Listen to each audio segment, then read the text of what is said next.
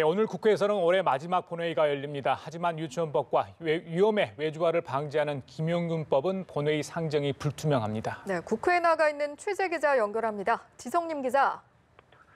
네, 국회는 올해 마지막 본회의를 열고 정기국회에서 처리하지 못했던 80여 건의 민생법안을 표결에 붙입니다. 소득과 관계없이 만 6세 미만 모든 아동에게 수당을 지급하는 내용의 아동수당법 개정안과 직장 내 괴롭힘을 금지하는 근로기준법 개정안 등이 본회의에서 처리될 예정입니다.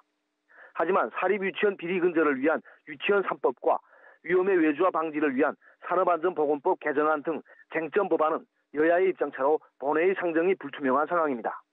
국회 환경노동위원회는 어제 고용노동 소위를 열고 정부가 제출한 산업안전보건법 개정안을 심사했지만 자유한국당이 공청회 등 의견 수렴이 더 필요하다고 주장하면서 최종 합의에 실패했습니다. 환노위는 오늘 고용노동 소위를 다시 열고 법안을 심사하지만 합의는 쉽지 않아 보입니다. 한국당은 정부안을 주축으로 통과되면 산업 생태계가 무너질 수 있다는 경영계의 우려를 부각하고 있습니다.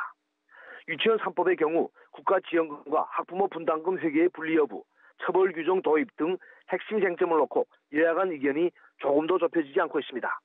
때문에 오늘 열리는 국회 교육위원회에서는 유치원법을 패스트트랙, 즉 신속 처리 안건으로 지정할 가능성이 큽니다. 패스트트랙은 소관상임위원회 전체 회의에서 재적의원 5분의 3 이상 찬성으로 지정되는데 교육위 위원 15명 중 더불어민주당 7명, 바른미래당 2명으로 민주당과 바른미래당이 손잡을 경우 패스트트랙 처리는 가능합니다.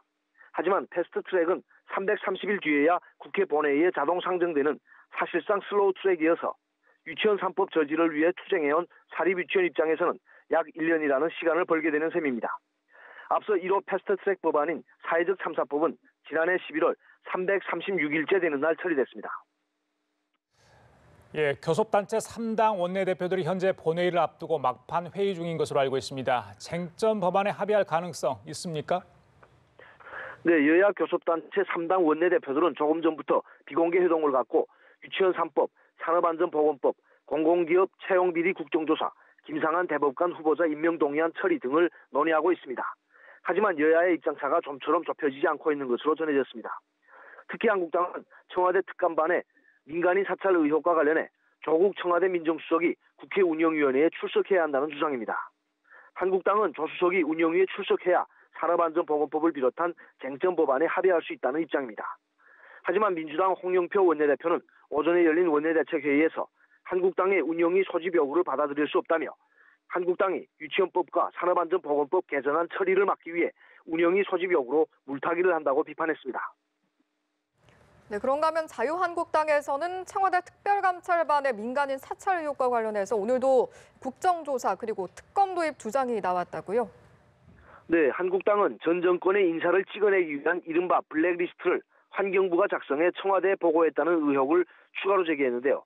오늘 오전에 열린 한국당 비상대책위원회에서 나경원 원내대표는 블랙리스트와 관련해 환경부 장관이 책임져야 한다며 고발 여부를 검토하겠다고 밝혔습니다.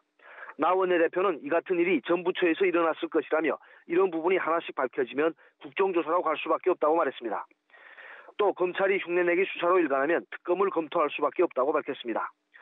특히 그는 문재인 대통령이 이명박 정부 시절 국무총리 산하에서 일어난 사찰을 보고 국기문란 행위로 탄핵이 가능한 사안이라고 했는데 이번 일은 탄핵감이 아닌지 답해야 한다고 주장했습니다. 지금까지 국회에서 연합뉴스TV 지성림입니다.